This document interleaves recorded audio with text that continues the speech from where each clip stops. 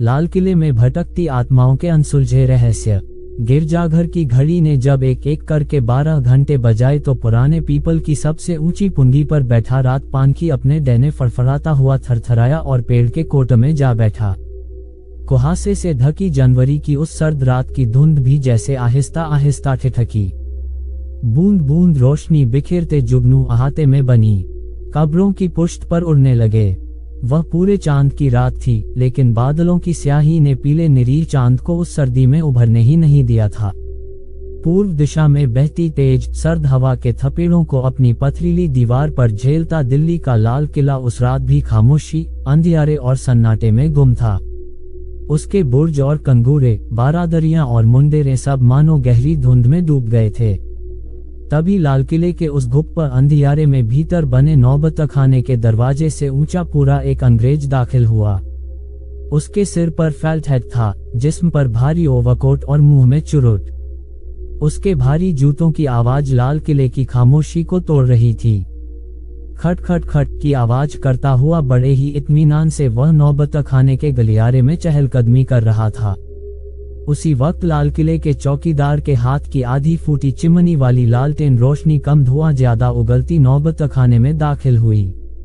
अपनी कोठरी में लिहाफ में दुबका हुआ था वह बूढ़ा मुलाजिम, लेकिन गलियारे में हो रही चहलकदमी की आवाज ने उसे चौकन्ना कर दिया था और अपनी फूटी चिमनी वाली लालटेन उठाकर वह नौबतखाने में आ गया था। लाल किले के उस प्रशस्त पथरीले कक्ष में कभी शहनाइयां बजा करती थीं और नौबतें जरती थीं, लेकिन अरसे से वह हिस्सा सुनसान पड़ा हुआ था। परंतु शीत की उस सिहरती रात कौन आ गया था उस उपेक्षित वीराने में। बूढ़े चौकीदार अनवर ने लालटेन ऊपर उठाई तो धीमी मलान पीताभा में फिरंगी साहब नजर आए। उस चौकीदार को देखकर वे बोले, किधर जाता है? चौकीदार गोरे हुकाम को बिल्कुल अपने सामने देखकर बूढ़े अनवर की तो मानो भिगई ही बंध गई। वह बोला, गश्त पर हैं हुजूर, गश्त पर। ठीक है, अपना ड्यूटी करो, कहकर गोरे साहब हंसे। फिर अवाक अनवर के देखते ही देखते कुहासे में विलीन हो गए। हाँ, सचमुच ही हवा में घल गए वे साहब। दहशत अजदा अभागा चौकीदार मारे खौफ के नौबतखाने में ही अचेत हो गया। कौन थे गोरे साहब? कोई नहीं जानता। वे महावीर प्रसाद द्विवेदी भी नहीं जानते, जिन्होंने अपनी अब दुर्लभ हो गई पुस्तक अद्भुत आलाप में इस अजूबे का बड़ी ही रहस्यमयता से ब्यौरा दिया है। सरस्वती के यशस्वी संपादक और मूर्धन्य कवि समालोचक आचार्य महावीर प्रसाद द्विवेदी ने सन 1903 में अद्भुत आलाप नामक विचित्र कथाओं से भरे जिस ग्रंथ का सृजन किया था, उसमें लाल किले में भटकने वाली इस फिरंगी अशरीरी काया का भी जिक्र है। लेकिन सिर्फ यही अशरीरी क्यों, उन कुछ और भी रहस्यमयी आत्माओं का उल्लेख महावीर प्रसाद द्विवेदी ने किया है, जिनका भेद आज तक कोई जान नहीं पाया। ऐसा कहा जाता है कि महावीर प्रसाद द्विवेदी ने लिखा है कि जिस वीराने में 40 दिन तक चिराग न जले, वहां कुछ ऐसी शक्तियां कब्जा जमा लेती हैं, जिन्हें पिशाच कहा जाता है।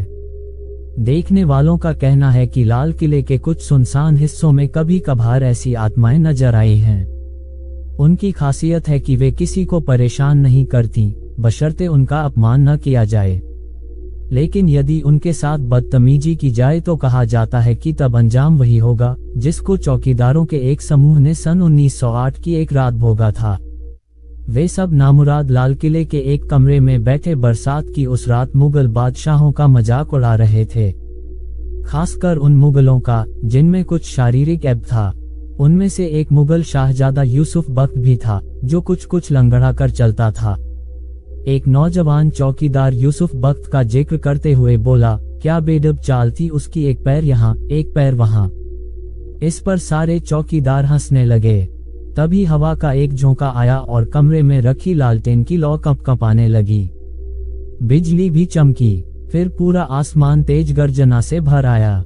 दूसरा चौकीदार बोला, और अपने वह बहादुर शाह जफर, दाढ़ी कितनी सफेद हो गई थी उनकी, बस थोड़ी सी नील देने की जरूरत भर थी और भी ज्यादा चमकने लगती। वाह, क्या जलवा था उनकी दाढ़ी का। लेकिन उसका वाक्य पूरा होता इससे पहले ही एक बेहद भयानक अट्टहास लाल किले की उस खामोश सुनसान बरसाती रात में उभरा। ऐसा अट्टहास कि सुनने वाले का खून पानी हो जाए। मारे दहशत के और कमरे के बीचों बीच शून्य में से एक शक्ल अवतरित हुई और गुर्रा कर बोली, तुम बदतमीजों को किसने यहाँ पर रखा है। लगभग 7 फीट का कद था उस अशरीरी का। बेहद सख्त चेहरा था उसका, तमतमाया हुआ और आंखें जैसे जल रही थीं। वह अशरीरी जिस तरह से आया था उसी तरह से हवा में घुल भी गया था। शायद वह वही पहलवान था जिसे बहादुर शाह जफर ने अपनी खिदमत में रखा था। बतलाया जाता है कि वह पहलवान लाल किले के पिछवाड़े आधी रात को जब तब सूने मैदान में दंड बैठक करता हुआ अपनी मौत के लगभग 250 बरस बाद आज भी अक्सर नजर आ जाता है। लाल किले में फिरंगियों का प्रतिरोध करते समय उसकी गर्दन कैप्टन हडसन ने कलम कर दी थी। लेकिन वह हसीना कौन है जो अब भी लाल किले में तैनात अफसरों के घरों के दरवाजे रात के 2 बजे के बाद खटखटाती है, खासकर बरसात की भीगी रातों में। सन 1954 में कैप्टन कुलदीप कपूर लाल किले में नियुक्त थे। लाल किले में स्थित पुरानी बैरकों और तलघरों के प्रबंधन का जिम्मा था उन पर। बरसात की उस रात तेज हवा दिल्ली के हर दरवाजे को खटखटा रही थी। कैप्टन कुलदीप कपूर के बंद दरवाजे पर भी दस्तक हुई, खट खट खट। कैप्टन कपूर अकेले ही रहते थे। नींद कच्ची थी उनकी। दरवाजे पर हो रही आवाज से उनकी आंख खुल गई। बाहर बरसात का शोर था और हवा का भी। कैप्टन कुलदीप कपूर असमंजस में अपने बिस्तर पर बंद दरवाजे को स्थिर दृष्टि से देखते हुए उत्कंठ से बैठे रह गए। दरवाजे पर दस्तक दोबारा हुई। इस दफा आवाज भी सुनाई दी, दरवाजा खोलिए, सुन रहे हैं न, खुदा के वास्ते मुझे भीतर आने दीजिए। कुलदीप कपूर चिहुके। किसी औरत की लरचती हुई आवाज थी। उसमें आरजू भी थी और इसरार भी। पुरसर उस पुकार की उपेक्षा कैप्टन कपूर नहीं कर पाए। आनन फानन में वे उठे और दरवाजा खोल दिया। बरसाती हवा का एक तेज झोंका आया और साथ ही बरसात की बौछार भी जो कमरे में बिछे कारपेट को गीला कर गई। आधी रात के अंधेरे में घुली हुई बरसात की धुंध थी, तब भी बेहद खूबसूरत वही कमुम्र लड़की कैप्टन कपूर को नजर आ गई। वह दहलीज पर अचकचाई हुई खड़ी थी, जिस्म पर बेहद कीमती जरी का लिबास, सलमा सितारा टंकी हुई ओढ़नी, पैरों में बेशकीमती जूतियां। किसी शाही खानदान की लगती थी वह हसीना। उसके कपड़े भीगे हुए थे। दूध और आलते से मिले जुले रंगत वाली देह थी और बड़ी बड़ी आंखें थीं। चेहरे पर झूल आई लतों से पानी टपक रहा था। कैप्टन कपूर को सामने देखकर वह चिहुकी और फिर परेशान होकर किंचित पीछे हटी। हाय अल्लाह, मैं गलत जगह आ गई। घबराए हुए लहजे में वह बोली, मुआफ कीजिए, आप वो नहीं हैं। और उसने गलियारे में दौड़ लगा दी। उसकी हैरानी, परेशान आवाज उस निविड़ रात्रि के सन्नाटे में गूंजती रही, रुकिए मेरे सरताज, मैं आ रही हूँ।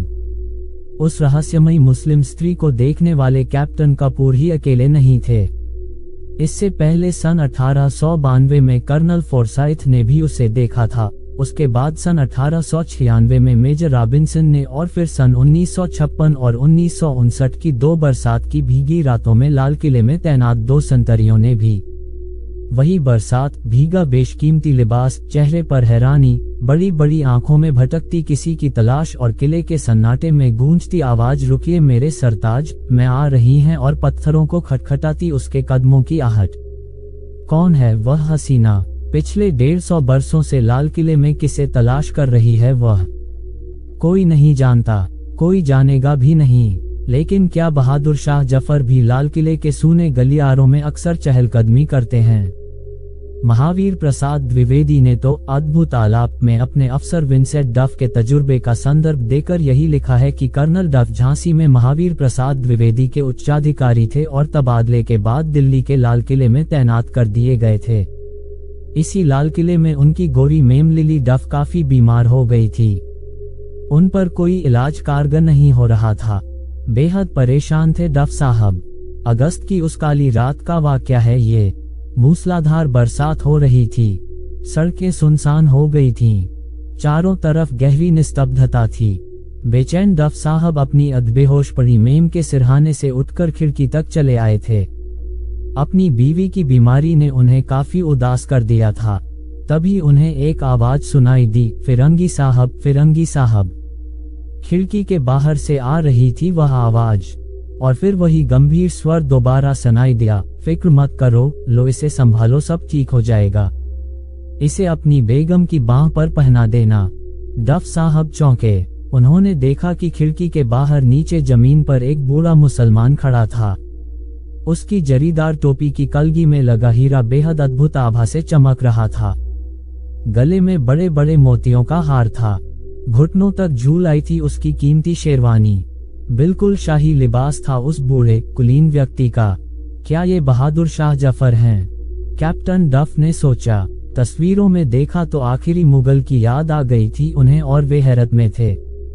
तभी खट से आकर उनके पास कुछ गिरा। डफ साहब ने नजरें उठाईं। वे बूढ़े सज्जन गायब थे। डफ साहब ने उस ताबीज को अपनी बीमार बीवी लिली डफ की बाह पर बांध दिया। 2 रोज में ही वे ठीक हो गईं, लेकिन उसी रात वह ताबीज उनकी बाह से अपने आप गायब हो गया। कहाँ गया ताबीज, पता ही नहीं चल पाया।